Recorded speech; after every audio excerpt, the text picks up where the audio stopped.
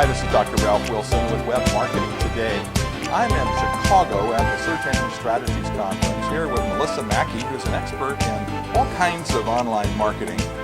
Melissa, I want to talk about a specific kind of research, and that is how to identify holes in your content that are limiting your traffic.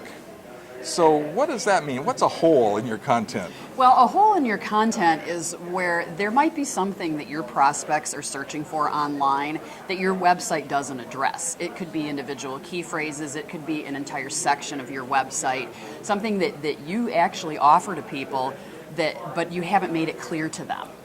Okay, so how do you find those holes in your content? Now, there are several ways to do it. Well, the best way that we've found to do it is to use pay-per-click to do keyword research and get data to find out what people are actually searching for. And then if you find that they're coming to your website and not converting, that's a hole in your content. Okay, so you're not only tracking click-through rates, you're tracking conversion rates. Absolutely. That's Okay. where the money is. So break that down for me and for our viewers.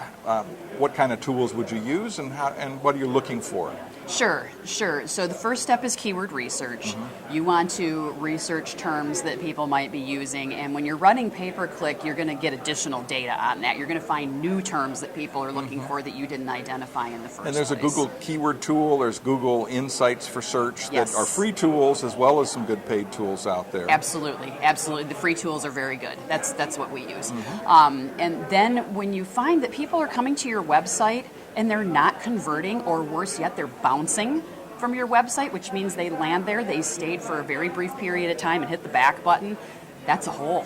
And you need to find out how to get that filled, develop some additional content. So they clicked through, but they didn't find what they were looking for. Right. So what would you, if you found that happening consistently, what would you be doing then on that page, for example? Well, what you would do several things. First of all, you might need to just write some copy in a different way. So if you're using jargon on your website that people aren't understanding, you might want to just change those terms out to the terms that people are using.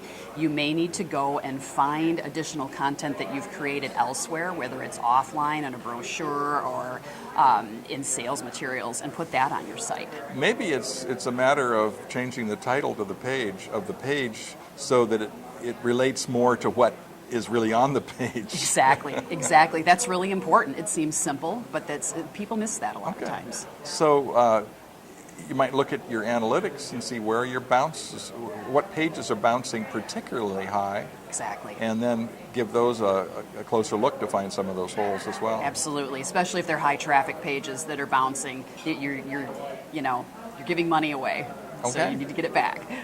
And Google Analytics is a great place to look for bounce rates and all that kind of thing for individual pages. Absolutely, and it's another free tool that people should be using. Yeah. Well, I think it's learning how to, what the tools are, and then how to use the tools in a way that actually does something. I know there's so many things you can do with like Google Analytics, your eyes glaze over. Right. So Right. Yeah, you need to focus your energy. So giving us something practical like this, what to look for to help this particular area, I think is really helpful. Well, thanks for sharing. Tell me about your business and what you do. Sure. I work for Fluency Media. We're a full-service digital agency based in Ann Arbor, Michigan.